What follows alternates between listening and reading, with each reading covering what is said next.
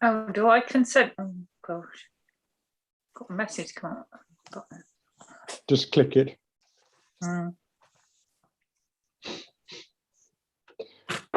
Right, let's go then. Any declarations of interest before we start? No. Any public participation?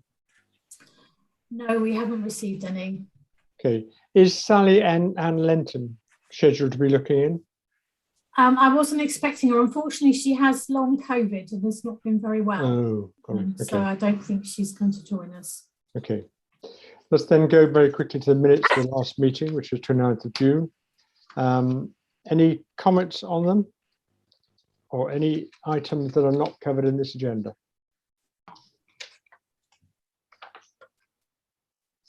That sounds like you're happy for me to sign them? Yep. Yep. Okay. Fine today. Let's go ahead on that then. Public membership of the committee. This is a general comment about the need to get more members on board. And actually what we think we should do is advertise for them. But I'm conscious, Patrick and I had a discussion the other day, and it turns out I'm even older than him. And I think we need to think about some of our ages, but actually to get more people involved, because I think, as you'll see, some of the activity is broadening into other areas as well. Are there any thoughts on getting another? We've got 1, 2, 3, 4, and Joseph, 5 members of the committee, plus Rebecca, 6 that are voluntary. If we get another 2 or 3, that'd be quite good. Are there any thoughts from the councillors on that, please? I wonder if anyone's, so for instance, on the Henley Community Matters page, I think it was on Facebook, there was a year 13, so a college student who was doing a study on how sustainable Henley is. I think Donna filled it out, I filled it out along with others. And I'm wondering if there is someone, a group of people at college that are looking into these things. They might be quite interested in joining a group like this and speaking on behalf of people like the college. And it could actually bring the college, that could in turn help with getting the college more on board with some of the initiatives we're coming up with. I think that's a very good idea, to be honest, Kelly. The question I have in response to your thought is, should we have them as members of this committee, or should we actually form a junior committee and actually use them to be relating to their fellows in college and in schools around? Any thoughts on that? Yeah, I think that's a good idea. Yeah, that's a good idea. That would be really good, because then they can engage, and then that'll give them a focus. So, Fiona? Your terms of reference say that you can have at least 6 co-opted members of the public, but they just have to be anyone with an interest in climate change. Okay. So there's no age restriction or anything there, but co-options would have to be approved by the planning committee, as with all decisions of this committee. Claudia? I think at the age of year 13, they are effectively adults, aren't they? So I don't think we should treat them as children. And I think the whole value is in them being integrated into this committee. So I'd make it one committee, but give them the task to do their liaison or be the sounding board for maybe their age group, say. Okay. Jackie? I agree with both points. I think it would be good if they felt they had a youth grouping, but I think it should be integrated into this committee. And in political parties, youth is up to age 27. So it's not treating them like children, but it's recognising they are younger than, they're still in their youth. So I should be in the youth group, should I? Yeah, absolutely. Me too. Patrick, is there any issue with Greener Henley in this respect? No, any conflict? No, none at all. I think the more we can get the general public engaged, the better. And I think that's something to put out on the 19th and the 25th, when we've got the stalls in the marketplace. We want to put up something on heat, but we also want to put something up on the climate emergency, the working group, the kind of work we're doing, but also the fact that we want greater public representation. Bear in mind that the councillors may not be aware of what you're talking about regarding the 15th and the 25th or whatever date it is. They should have been bombarded by it by now, but yes, from the 18th to the 26th of September, there's a national campaign, Great Big Green Week, and we in Henley are having a number of events covering the whole week, including 2 events in the marketplace. Okay, can we talk about that under the agenda item, having fulfilled them? Okay. But just to say this, that would be a good place to advertise it. Agree entirely. All right. So let's go ahead with that. And I think is the best, sorry, Donna? I was thinking, could you get the Henley Standard and the Herald to do a thing on it as well? Well, probably more online or Instagram. If the council could put something out so that we could engage more younger people, and even going direct to the Henley College. Who should be the contact with Henley College? Rebecca, she's a governor. That's true. Yeah, I forgot that. Sorry, Rebecca. College. What about Kelly? Do the councillors have good contacts there as well? Are there any of those? I mean, I know the principal. That's about it, really. Yeah. Okay. Well, let's try and formulate something and come back to both Kelly and actually Rebecca and ask them to take it forward. And then communicate it, as Donna suggested, in the Henley Standard, Herald, and broaden it. And we could get something as well, I'm sure. Okay. So, Tony, can I just clarify? You're not going to set up another committee of younger people, are you? No, but go on. Sorry. Yeah, you're going to struggle for secretarial otherwise. Yeah, I accept that. Yeah. Okay. I don't think we should set it up, but as members have talked about, is actually almost giving them separate tasks and actually giving them focus and enable them to engage with the young people in the town. Jackie? I think if we're going to go out for more members, it should be to anybody and everybody, any age, but it can always be with the comment that we would really welcome some younger members. But I also think that we should be proactively approaching people like the college and saying, do you have people here that are potentially interested? Agree. Okay, Henley Environmental Action Plan. Fiona, could you like to talk first of all about where we're at in the council? And then perhaps Patrick, would you talk about going forward? Okay. So Fiona first. Me first? Yep. So after the decision was made to adopt the Henley Environmental Action Plan, I wrote to the committees who we allocated some actions to ask them about whether those actions were appropriate or whether they'd like to add any further actions, and also how they'd like to report back on the progress they were making with those actions. They've come back with a small number of quite minor amendments to the actions we suggested. So I think that's a good sign that the things that we put forward were appropriate and agreeable to them. But there's a small number of changes we need to make. But they didn't make any particular suggestions about how they would like to report back on the progress they're making. So I think that puts the onus back on the Climate Emergency Working Group to design some sort of scheme. I suppose, I mean, I'd be interested to hear more from councillors about this. I've just had my first anniversary actually working for the council, but I still feel quite new and still feel there's quite a lot to learn. And I was thinking that the committees might have an annual cycle of reporting that they wanted reporting on the Henley Environmental Action Plan to fit in with, but that isn't obviously the case. They didn't make a particular suggestion for times that they'd like to report. So I think that gives us the freedom then to think about what we would like and to ask them to report in that way. So I think that's all that I've got from the council side. Okay. Before I pass on to Patrick, would the councillors like to comment on their views about how the environmental action plan is going to be progressed in the council, in committees? It doesn't have as high a profile as it probably needs. I think in the committees. I don't sit on all the committees, I sit on 2 out of 4, but I think that's generally true. And any report has to have the environmental implications. I'm just wondering if every agenda should have the action plan on it, and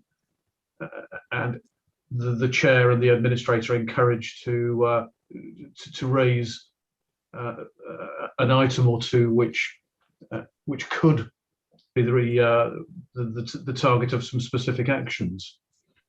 But I'm sort of thinking out loud here. I'm not sure how that would work. It's better really to have a specific action in mind when it comes for a committee. So it may involve more preparation. Maybe it's something that this group could do. So as we go through our meetings and the minutes are published, we specifically target town council committees as the as the entity which can take action to follow up on what we're doing. And I know, for example, that the next week's finance agenda will have the zero carbon report on it, for example, and so maybe it's for us to sort of set that specific ball rolling and get the committees to respond to particular action items from our minutes. That relates to that item 8, which is the briefing session. Let's pick that up in a moment. Any other comments from the councillors? Yeah, Tony, Ken. it's kind of covered in minute 74. What response was there from the chairs and, dare I say, senior officers? Fiona would like to respond to that. Yes, so they, as I said, they made a few minor comments to the actions that we suggested, which I can circulate round for everyone to see. But there was nothing major, but they didn't make any suggestions about the timing of reporting. One interesting comment that Donna made related to plastic water bottles and refilling was that it shouldn't be under RNA, but it should be under the town and community, because it was Sarah that's been leading the way on this. I think what's interesting about that is that I think a lot of these environmental action plans will relate to more than one committee. And whilst there may be a need to have one person leading it, the committees that are affected should also be participating in it. And it's not easy just to say it's down to one person. I think that's a point that's quite relevant. But Donna, you had your hand up. Yeah, well, I don't know if I just pick some notes out from what we'd responded, that we will strive to increase the quality and quantity of tree stock by planting in suitable locations with appropriate species to enhance the enjoyment of our open spaces, to promote local distinctiveness and conserve the environment. Yeah, and also plant native species dependent on the size, sourced from local stock. And that is such an important task, and actually regular reporting and updating progress is essential in that respect. Yes. Any other comments from perhaps Kelly? Is she there? No, in terms of like reporting back, I wouldn't have it as every meeting, because I think that it adds time to meetings that's not appreciated, in all honesty. But I do think that there could be something maybe under the progress report. Yes. You keep it as a running item throughout the year, because that's something that's always, you go through it bit by bit. It's not something you just go through in one, like Donna when she's chairing RNA, for example.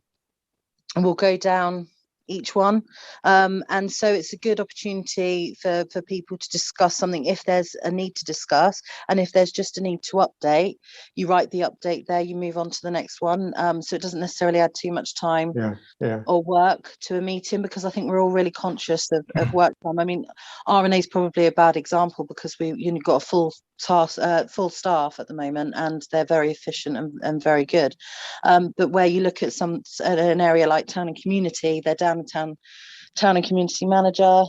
We don't know when a new town and community manager will be hired, so it's just, I don't want to add too much work anywhere either at the moment, but I think that's a good point, Kelly. I think we need to be aware of the burden that the councillors and committees are facing, and this shouldn't be it should be referred to and related to, but not necessarily significantly increase what they're doing already, I think. Patrick, do you want to comment on it, particularly from the point of view of the committee that works on this? Well, I was going to comment on Ian's comment and to say we have to be very careful that if we start mandating what other committees should and shouldn't be doing, I think we'll get resentment. Sorry, am I a bit quiet, Ken? I'll speak into the microphone. Is that better? That's better, yeah. Okay. So Ken's got a real problem with his ear by the looks of it. Yeah. So my comment on Ian's comment is I don't think we should be seen to be mandating what other committees should and shouldn't be doing. But I think Kelly's point about having it as a running item, she said as part of the progress report, was a really good one, because what that does is it becomes just part of the process. And we want HEAT to just become part of the process so that it's considered naturally at each meeting as and when it's needed. So I would strongly go for that course of action. And I think that in our training sort of seminar, whatever we're giving next month, we should focus on that and help the officers and the chairs to take that on. Agree. If I just mention that we no longer have plastic water bottles at the council meetings, and we have glass jugs and not jugs, glass water bottles with the logo, Henley Town Council logo on, and they're refilled by the tap. So we've cut down on plastic waste that way, and then they're washed in the dishwasher. Okay. Reuse, so we cut down on that because I was never quite happy that we were using plastic bottles, really. So and I think sometimes the council has to tell people what they're doing. Yeah. In this respect, rather than just let it float along. Right. Yeah. Patrick, sorry, you continue. Yeah, just to continue, I think that we've got a HEAT meeting on Thursday, and I think that that's one item that we should consider and take Kelly's input on that as a way forward. And I think the other point to make is that we need to recruit. Tony did a really excellent article in the Henley Standard, and we got 4 responses from it. 2 of them were from other councils who wanted to do the parish councils that wanted to do the same, and 2 were from local Henley people who wanted to help.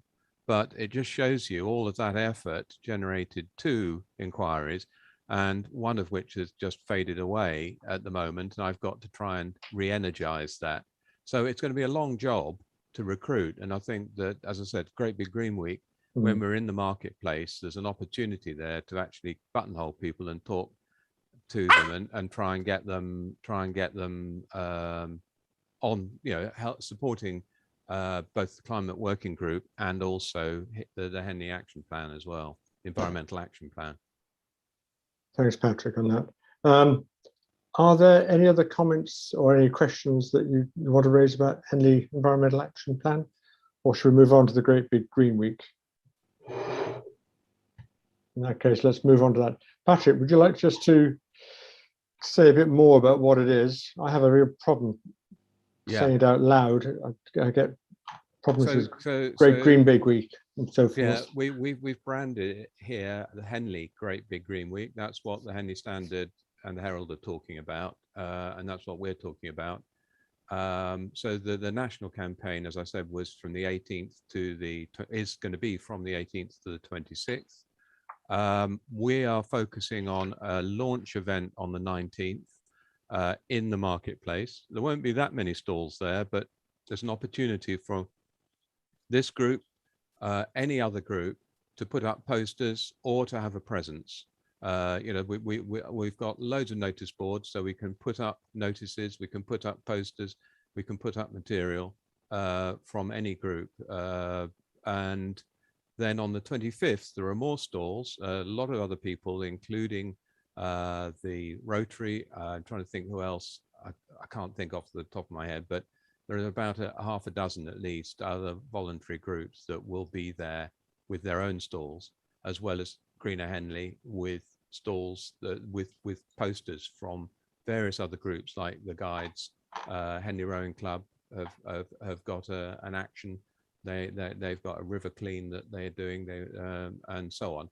You know, so I think it should be a good event, but it is an opportunity to advertise, and we don't get many opportunities to get face to face in front of the public, or haven't had over the last 2 years. So this is, I would strongly recommend that as many people from this working group get down there and represent this working group, but also the Henley Action Plan as well, Environmental Action Plan as well. Patrick, can I just ask a question? You talk about this working group. Is the Transport Strategy Group participating as well? Because it should be. Not as the Transport Strategy Group. David Dickey is down there as Clean Air for Henley. I don't know who else is. I don't think there's anyone else from the Transport Strategy Group. But Stefan and Lawrence were starting to look at cycle routes, as I believe. Is that correct? Fiona? Well, Yes, that's right. Yes, and they've identified some cycle routes. Yeah. What I would say is the boards that I've got are 1.2 meters wide by 1 meter high. So posters up to an A1, probably not an A0 size, we can put up. So if Stefan and Lawrence want to create a poster with some cycle routes on it, we will stick it up. And equally, you know, if there's anyone else that wants to put up something on any of the topics that we've been dealing with, working on and talking about, we can put those up. Now, there is, of course, a really important event, and that is SODC on Wednesday. Let Fiona talk about that. Yeah, well, we'll do that. Just to say that is going to be a key part of it. There are a lot of other events that are going on all week, including shop window events, cafes offering special menus. There's an environmental threatened species competition that's in shop windows and so on. So there's quite a lot going on. Does that have pictures of the councillors in it? I don't think the councillors are endangered. There's a lot of things that are hedgehogs for a start, but yeah. Okay. Ken. Yeah, are you on about starting this on the Saturday, Patrick, in the marketplace? No, we can't do the Saturday because there's another event. Okay, that's what I was going to say. So we haven't got the resources to do it every day. So we're just going to concentrate on the 2 days, the Sunday, the first Sunday on the 19th, and the last Saturday on the 25th.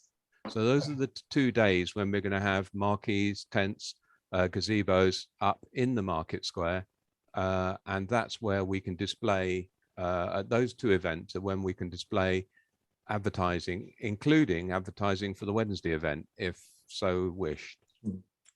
Just quickly, are there any other areas that we're missing out in terms of potential stand or even posters that like the Transport Strategy Group? Are there any other things that the council thinks should be involved in this marketplace events?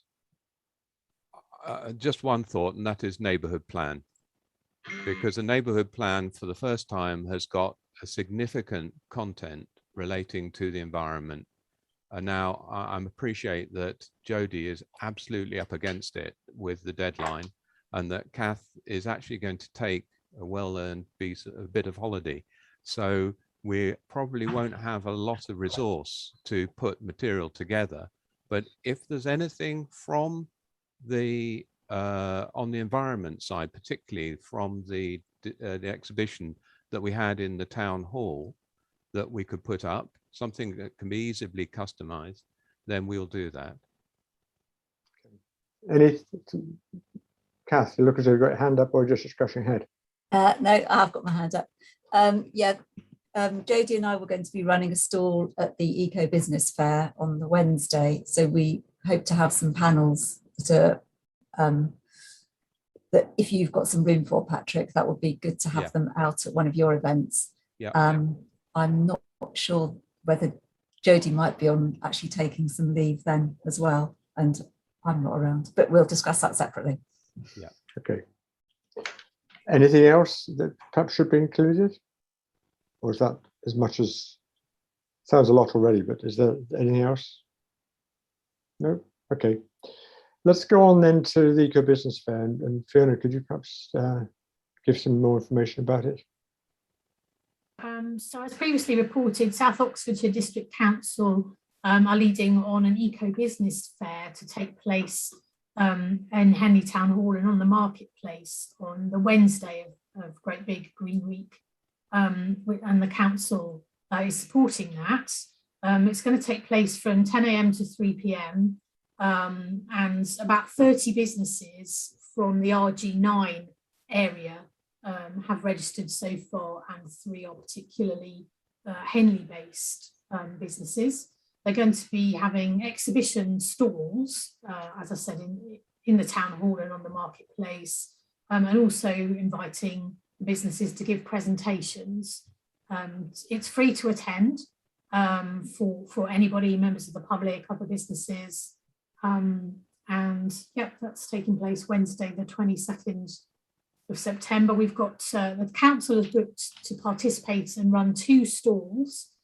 So one, as Kath's mentioned, on the neighbourhood plan, and one on climate emergency projects, which we're putting together at the moment. So that will include, for example, some information about heat, and hopefully a carbon footprint calculator.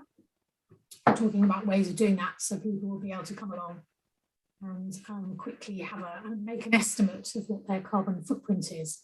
Because one of the bits of information that's come out of SODC from some emissions tracking work that they're doing is that Henley, the per capita greenhouse gas emissions of Henley residents is the highest of any town in South Oxfordshire. So we're top of a league table that we wouldn't want to be top of, at 9.88 tonnes of carbon dioxide per equivalent per year.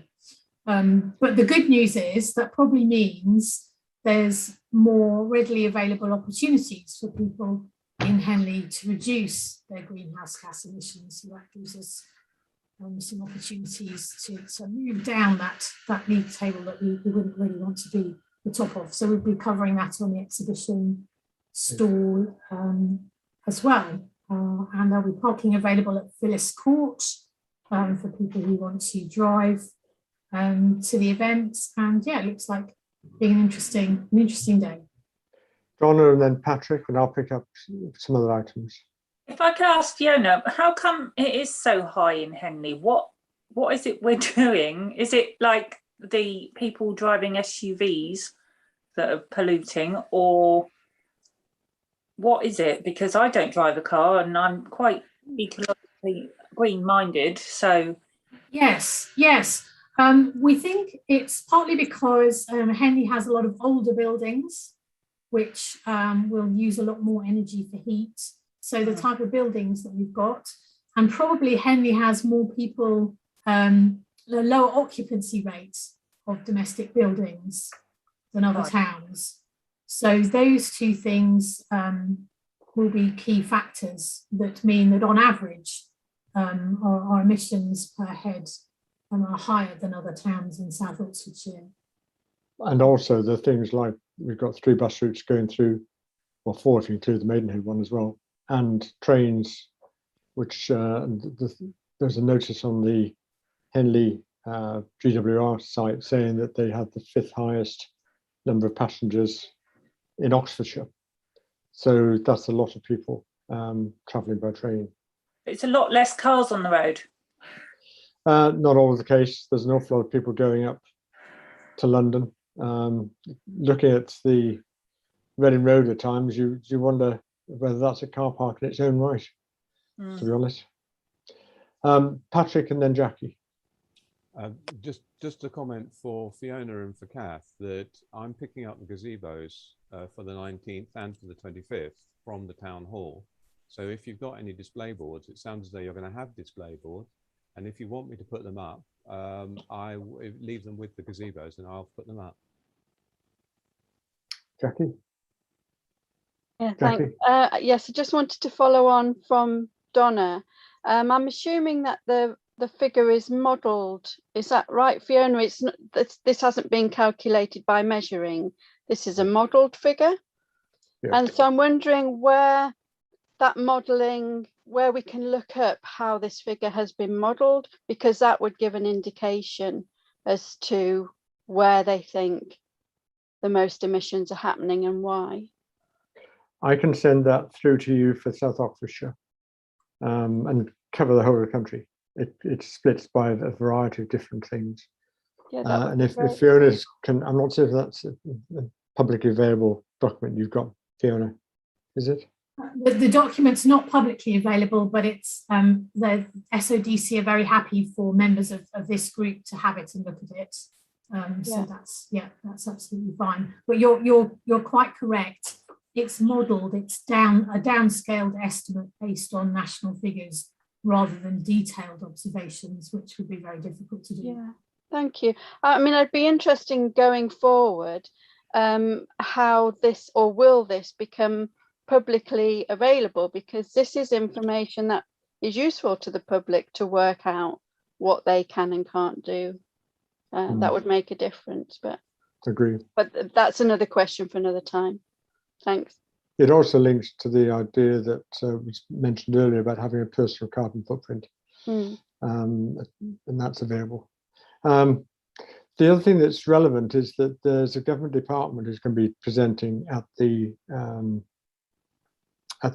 business fair, which is BEAS, and they're doing something on Together for the Planet, which is a scheme to encourage SMEs to actually make commitments to zero or net zero carbon. And in addition, at one stage, there was a thought that Innovate UK, which is the government technology body, was going to be talking as well about technology areas. The BEAS one is probably more important because what it should do, I believe, is talk about grants that are available to SMEs and also means of actually encouraging them to participate. So is that finished on the great big green week? Yeah, okay. Let's go on to the briefing session for councillors and officers. Fiona, do you want to talk about why this was set up in the first place and what the focus is? Fiona, I think you're mute. Thank you, sorry.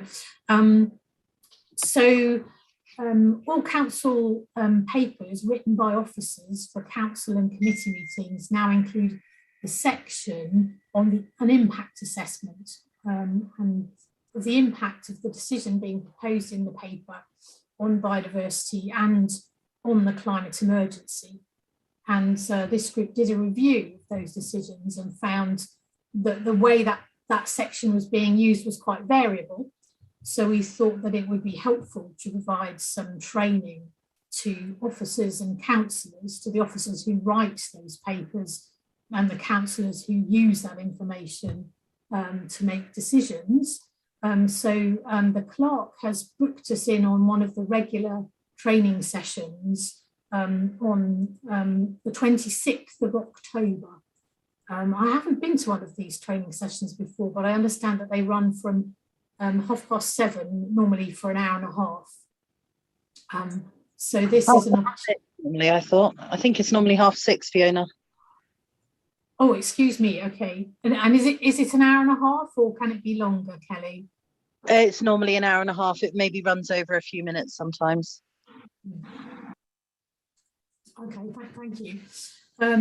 So there's an opportunity there to talk about how to use that section in the report, but we felt that it would be helpful to give the officers and councillors attending a broader context of how that fits in, particularly because the new net zero policy is going to the Finance Strategy and Management Committee for approval shortly. So it's an opportunity to explain how that policy works and can be used by the council to structure its decisions.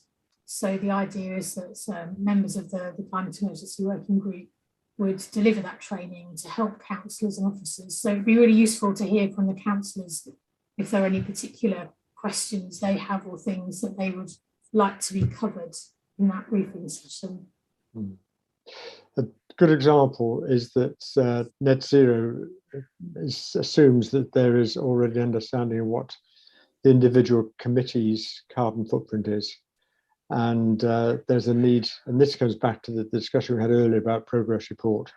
There's a need to understand where they're starting from, and as a consequence, what the actions are they need to take to get them in a position to actually meet that net zero target. And it's when we saw the comments on climate change and biodiversity, the impact statements, as Fiona said, they were very varied, from someone that clearly had thought about it to others that was just, you got the impression it wasn't that high on the agenda. And having put it on the requirement, there's a need to actually give training people to understand what are the elements that are covered. So I'm going to do climate or emissions. I think Patrick's going to do biodiversity, and we'll tackle heap as well, because I think that needs to come into it as well. So are there any questions from the councillors first of all on this matter? Any thoughts on what you would like to have included? I think we might be the wrong ones to ask in a way. In a way, we might be the right ones because we're on the committee, but we, because of that, know slightly more about what's going on with climate emergency than some of the other councillors. So it might be worth asking the councillors not on this committee actually what they would like to learn more about as well. Okay, that's a very good point. Thank you. Donna. Yeah, there are certain councillors, not mention any names, that doesn't really think we should even be having a climate emergency working, because they think it's just a waste of money. If they had their way, they would actually probably scrap it at one point. And I think they need quite a lot of educating on about climate emergency, because they don't seem to see the impact of it. And it would be good to make them finally understand why we have a climate emergency committee, rather than trying to cut costs. Yeah. So. Patrick? There's a real danger if we go down that one that we'll get derailed.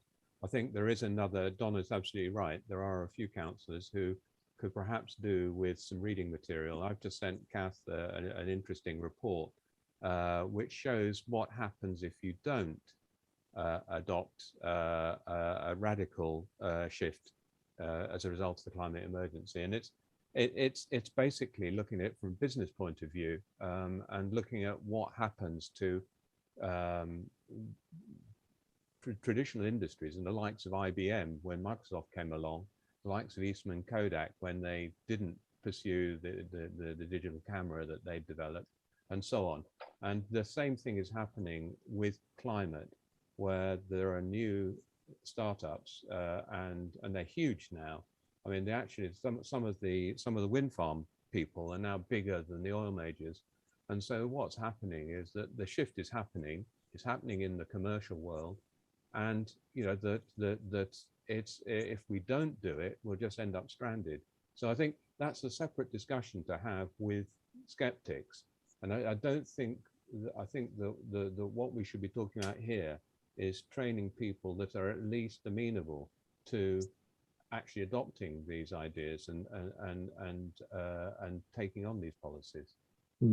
Patrick, do you think you could circulate that document, assuming it's more or less in public domain, to other members of the group?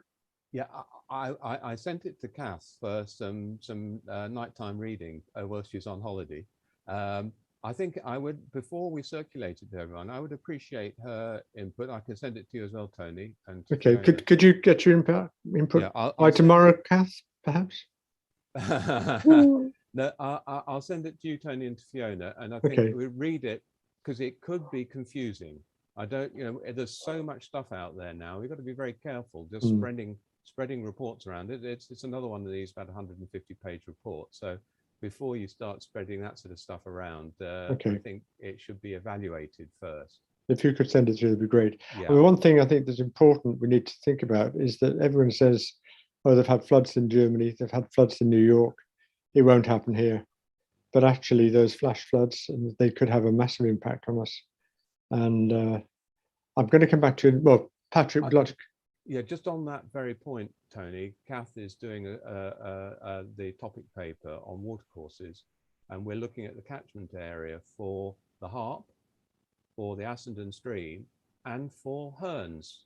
And the Herns catchment area, which is quite sizable, flushes through Deanfield Road, down Grays Road, and down Friday Street.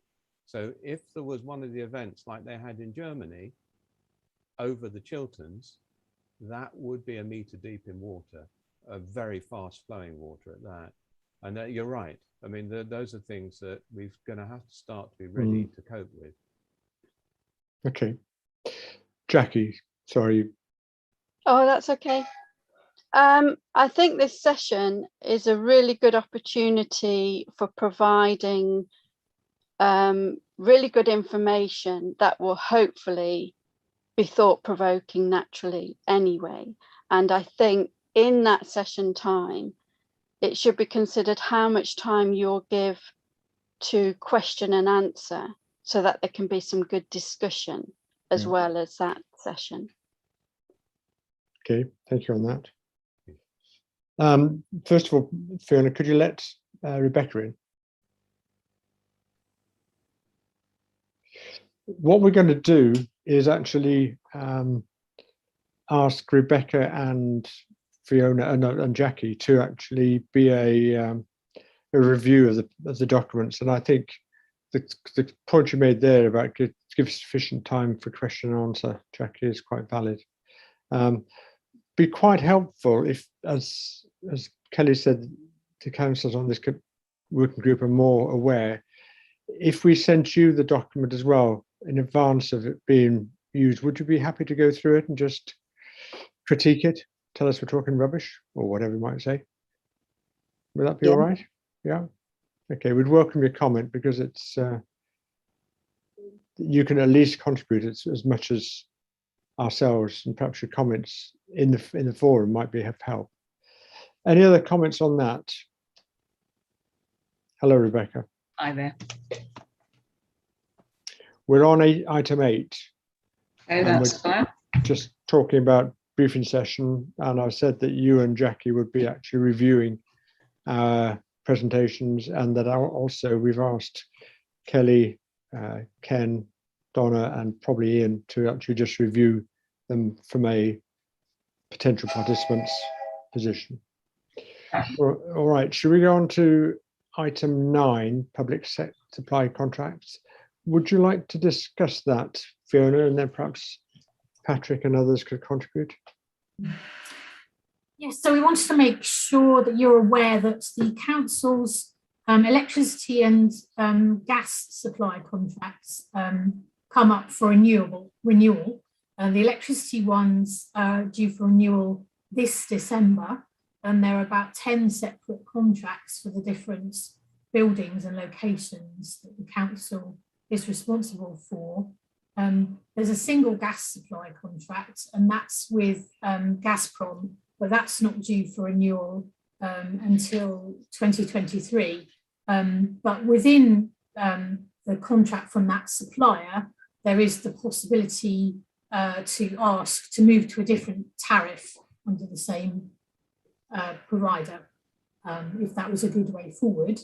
The accountant advises me that the decisions could be made not solely in view of value for money, but obviously also taking account of the environmental impact of these decisions. So I would advise that it would help the council greatly to have the best possible information about the environmental impact when they're making decisions about which supplier to choose. So any thoughts about how we might go about gathering the information to support this decision would be appreciated.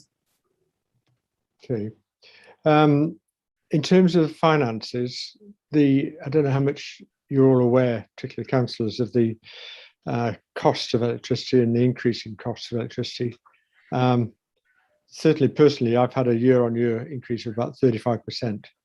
And I suspect if the council's contracts are 2 or 3 years old, they're going to get an increase of more than that. But the real issue is how you can be smart in terms of looking both for green electricity, but also for looking at particular tariffs that might give you savings. Patrick, do you want to comment on that, particularly the last point about tariffs? Yes. So the provider I'm with, who do both personal and also corporate supply, have 3 different tariffs. One is a super eco. One of them is the one I'm on, which is just the regular one. But then there's also the time of day, and I think that different providers can have different flavors of that. There are some providers, Western Power is one of them, who will go to half-hour metering, and that means that you pay a spot rate for your electricity. So if you've got a contract with them, you can have things like charging electric vehicles. You can have them contingent on the price falling below zero, for instance. Similarly with space heating and water heating, you can have all of that done at night when you're at a much lower tariff. So that's one way of being greener, because basically that's now being driven by wind power, because the wind power is being inconsistent. You get these times when there's a negative cost of electricity, where they have to sell off electricity, well, they give away electricity or actually get people to buy it in order to balance the grid. So I think there are quite a lot of subtleties to this, and it probably doesn't help that we got 10 individual contracts.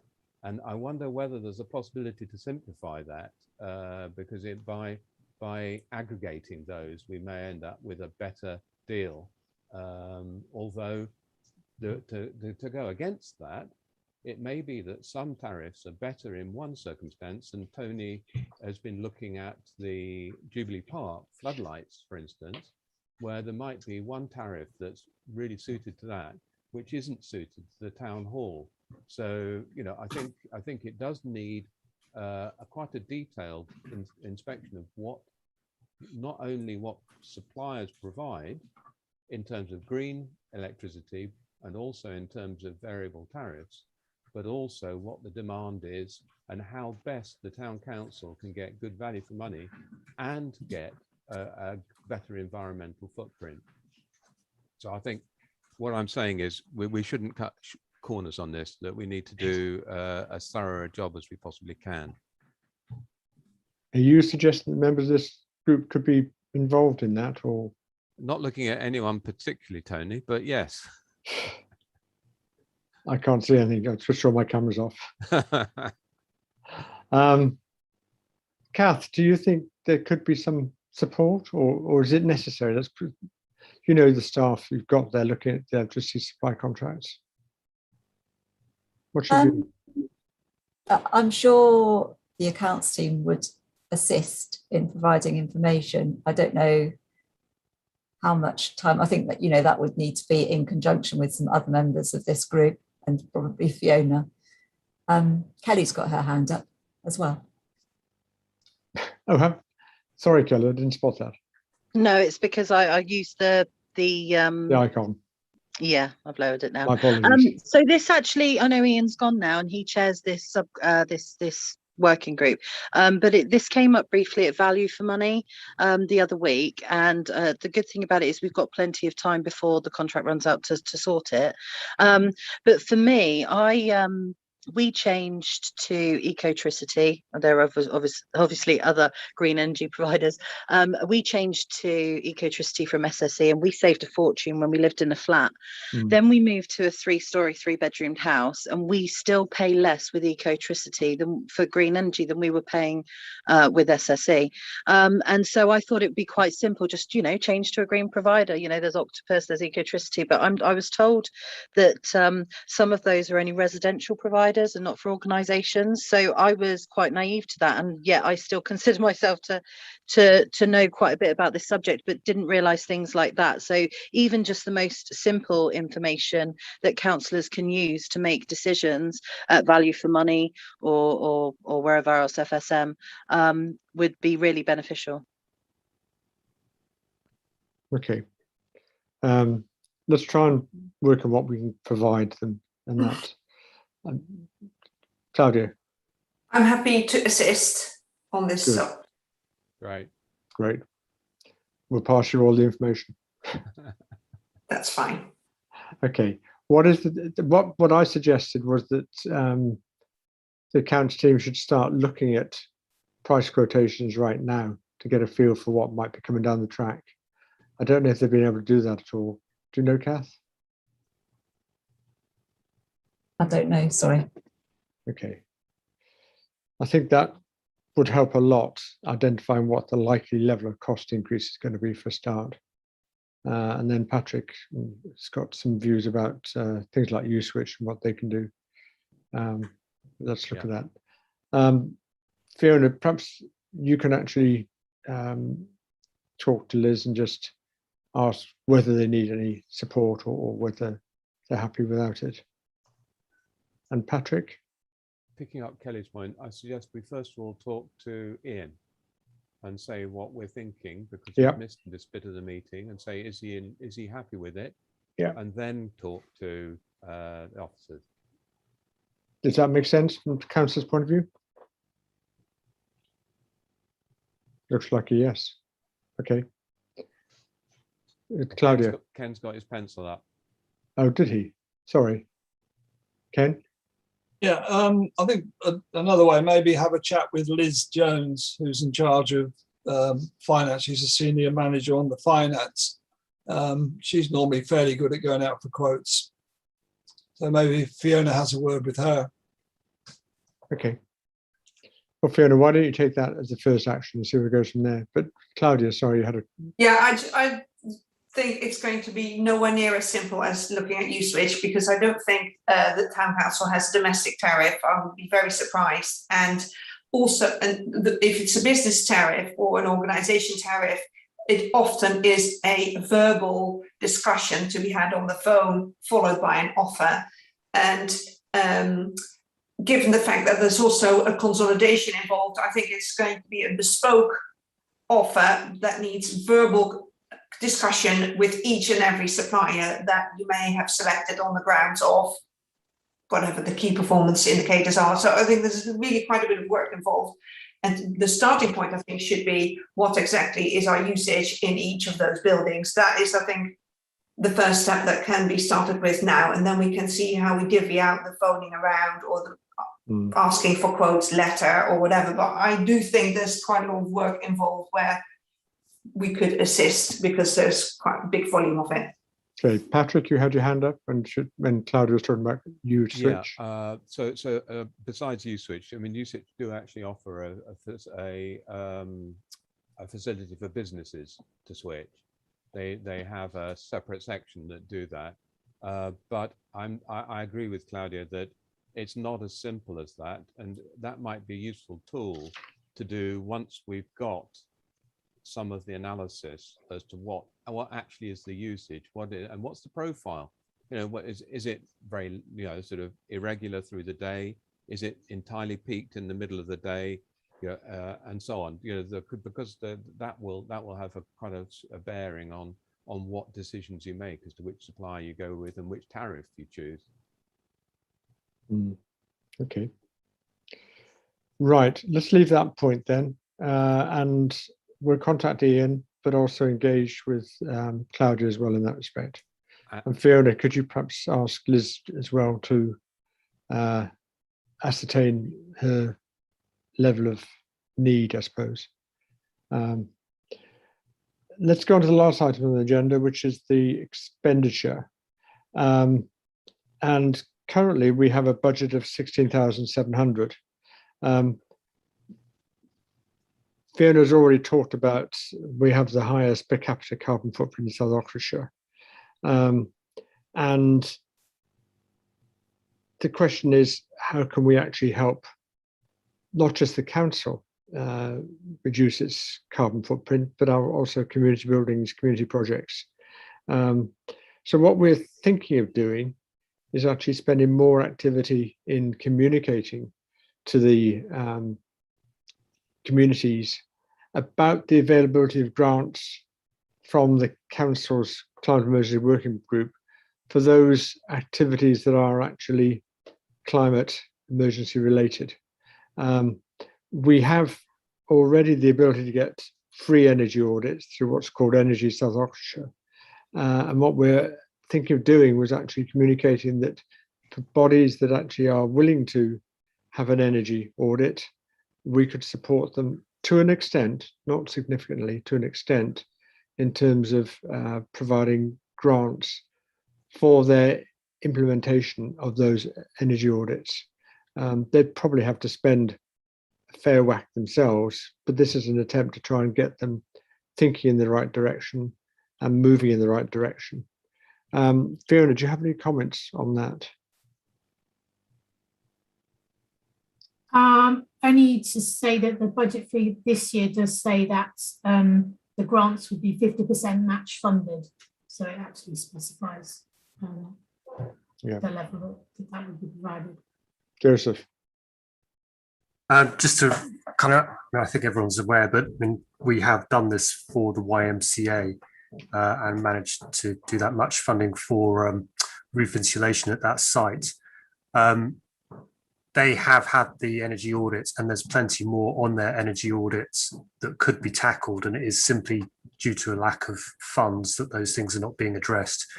So this scheme absolutely fits that. Obviously, the challenge is finding the other 50%, but it gets you halfway there, right? But so very much in favour of this, and it has been successful in recent months. Thank you. Good contribution. Any comments from the councillors in terms of what we are aiming to achieve for next year and this year for that matter? No? Okay. We'll probably ask for more money for availability for grants and also for any unspent money to be carried over from this year, because I think there's going to be a need. The other question is, how far do we extend the term community? So, you know, there may be bodies like care homes, for example, that may be regarded as community, but are also commercial. So the question is, how far do we do that in that context? I don't know whether anyone has any views on that, or just a straightforward. Joseph. I mean, kind of wrapped up, but it did kind of just trigger a thought there. I know Kath, I think, has used cozy homes. I wondered whether some of those schemes could almost be subsidised on a residential basis. That might be an interesting way to tackle this issue. I think, you know, given the comments around the energy usage and the old buildings and those kind of things, whether actually if we could lower that barrier for residents to at least understand what their issues are, that could be quite interesting as well. That's a very interesting idea. Kath, you had a fairly challenging experience at cozy homes, but what would your view be in that respect going forward? I think that sounds a good idea, because you do have to pay some money up front for a survey with cozy homes, and then a further sum later on, and ours has yet to reach any fruition 18 months on, in fact. Yeah, I think that is a possible way to move forward, seeing as we do seem to be having some problems getting the money out there. though equally we probably haven't advertised it that much yet. I think that's the other point. We should start advertising it and saying that the council has funds and the schemes available, and actually try and move that more radically than we have done so far. Joseph? I mean, again, the classic thing that always comes up as the first port of call in all these audits, of course, is the insulation. So maybe you can almost leapfrog a little bit down the road and actually do a targeted focus on insulation and almost tie it in with some of the local Henley firms and say, you know, if it's a property in Henley that needs roof insulation, then again, I don't know what the structure of that kind of scheme would look like, but I think that rather than looking for audits and what have you, is actually look at a very focused approach in the way that we did kind of always sow the streets, and that was a very focused approach. There's no point getting air source heat pumps, etc., if it's all going out the top of the building. So, you know, maybe there's something there. Rebecca? I think so. I think what would worry me slightly is that maybe a lot of people would think it'd be nice to have an energy audit, and then they see the cost of their works that they need to have done, and kind of something, then they never actually implement most of it, which means then that we've wasted our money. But if it was something that was very focused and there was an assumption that you would, at the very minimum, perhaps put in roof insulation, and there was a supplier as well, it creates some momentum to do at least something, rather than say, oh, that's really interesting, and then people never get around to actually doing the things that are needed. I mean, sorry, I've not put my hand up there, but you can almost see it almost as like a scheme where you would go to the local installers and say that you would potentially subsidize them if it was a property within a certain postcode. And it actually then pushes them to do the business development for that scheme. You might then obviously stick a cap on it or something, but you might then find that suddenly you're oversubscribed with people trying to do roof insulation and improve their systems. And it's a bit like a national Green Deal, but on a very localized scale, but actually comes to fruition as well. And we're saying in this respect that it should be limited to literally Henley Town boundaries. Is that right? Would make sense if it's coming with money from Henley Town Council, but I just want to confirm that's our view. Okay, Patrick. Yeah, just slight scepticism. The message behind the Cozy Homes total audit is that, and I think Tony Cowling would agree with this, you can do stuff to improve the energy efficiency on your house, which then has to be ripped out when you do the job properly. And so we've got to be very careful in targeting one particular area and focusing on that we don't fall into that trap of then when someone wants to do something serious, they've got to undo all the work that's been done. And there is a persuasive reason to have a whole house audit, because then you can pick the measures out of that as a holistic view of what's needed. The original Cozy Homes was the £300 initial charge was subsidised, bringing it down to 70. So there's just a thought, that's a model that could be employed, that we could subsidise that first energy audit in the same way that it was subsidised with the Bayes money back in the day. But I do think we've got to be very careful going forward. Just one thing on the Green Deal, what was seen is that as soon as the Green Deal came in, the price for any of the measures went up by £5,000. So the money didn't actually help the homeowner. All it did was help the people who are offering the services. And I think we've got to be very careful. If you tell people, tradespeople locally, that you're subsidizing something by an amount, X £1,000, just be careful. We've got to be careful that the invoice values don't just inflate by that at the same time. I mean, it's builders, want to make a profit, and they want to make a big profit. So there is a danger that can happen. And establishing a fair market, we've got to be careful that we don't accidentally disrupt a fair market by adding subsidies, and that can happen. I think there's probably an opportunity to look at both of these areas, both these suggestions, but I don't think we're going to solve it here and now. But I think some good ideas come forward from that. Thank you to everyone in that respect. And I suggest that perhaps Joseph, Patrick, and Rebecca, and perhaps myself get involved and actually take this a stage further and seeing what we want to achieve and what would be the caveats we might wish to add to it. So are there any other comments from any of the members of the group, or shall we proceed to the date of the next meeting? Is this discussion point 10, is this about expenditure and budgets? Yeah. In a general way? Yeah. Can I just raise trees? It's in there. Yeah. But yeah. I'd like to spend some money. I want to launch again this autumn the garden trees project, and I'd like to spend a bit of that money. You've got 4,700, including land registry and mapping. Oh, well, I probably would want to spend about between £300 and £400 to be able to offer as we did last year. This is to provide trees for people to plant locally in their gardens, paddocks, on their farmland.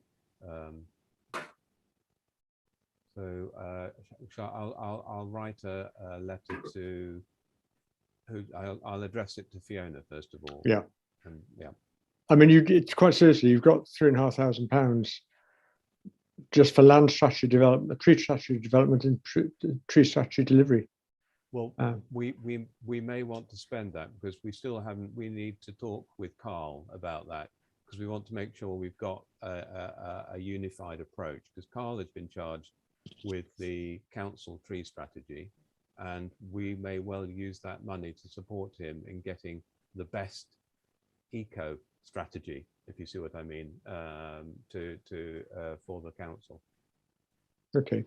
Well, perhaps you can actually identify that with Fiona as to how you split the money. Yeah. Because I prefer to see it spent rather than not. Yeah, absolutely. Okay. Any other comments or any critiques? No? Shall we go to the date and time of the next meeting then, please? Fiona, when do you suggest? I was going to suggest Tuesday the 16th of November at 1:30 again, and I wondered if you wanted to meet in person rather than on Zoom, and what people's thoughts were about that. Well, first of all, are the people comfortable to meet in person? Yep. Yeah. Good. Let's go for in person. That is assuming that nothing else changes by that time, but yes, in principle. Claudia, sorry. I've noticed that Ian always has to go after half an hour. So if we started earlier, do you think he might stay? No. Oh, okay. Why'd you say that, Donna? I've got work and I have to come back from Shiplake on the train. So for me, it's a real, literally coming as, because I can't leave the dogs all day to, That's all right, I understand. Sorry. Is there a day where we could maximise the number of councillors available? With Ian, it's a matter of whether he has a business meeting or not, because he has a degree of flexibility, but it's just that sometimes he is tied up. And so I don't think we can second guess that, as long as we give him good notice, so he knows when it's going to be. Can I just ask, Donna, do you work on the Wednesday and or is it just the Tuesday, or is it Wednesday and Monday? Tuesday is my busiest day. Wednesday's fine for me, but it depends on Kelly and Ken and Ian, really, whether they can do. Fiona, can you just circulate, certainly Ian, but also Kelly and Ken, to check if Wednesday or Monday might be more suitable? Wednesday's fine for me, but I help out at the school, so I'm not free till 1 p.m. So if it did move to an earlier time, I couldn't start earlier than 1 p.m. Well, no, 1:30 probably sounds reasonable, but it's just a case of how can we maximize it. Ken, do you actually have, when do you play golf now? Golf? What's golf? My diary is empty at the moment. All right. Well, would you like to ask Ian whether that be more suitable for him? Fiona, that's all right. And can I say thank you to all of you participating, and also to the dogs in the Jackie's- background. Jackie's got it. Sorry, Jackie. You let the dogs out. It's more important that the councillors are here, but I do have an issue one Wednesday in each month, which I think is the third Wednesday usually. Well, this sounds like WI to me. It certainly is. Well, the 17th is strictly speaking the second. I don't know. Can you come back and just let us know? Is the 17th? I will, but I wouldn't want, you know, if it suits more people, I wouldn't want it to be rearranged around me. Okay. So, but I'll look out for that. Thanks. All right. Well, let's go for the Wednesday. But could you, could Jackie, come back to Fiona, and Fiona, could you actually ask Ian? So, Okay. thank you very much, everybody. Appreciate your help and your support. Take Thank care. you, Tony. Thank you. Bye-bye. Bye. Well done. Can Patrick and Kath and Tony stay on for a moment? Oh, yeah. Yeah, to sure. talk quickly about the Jubilee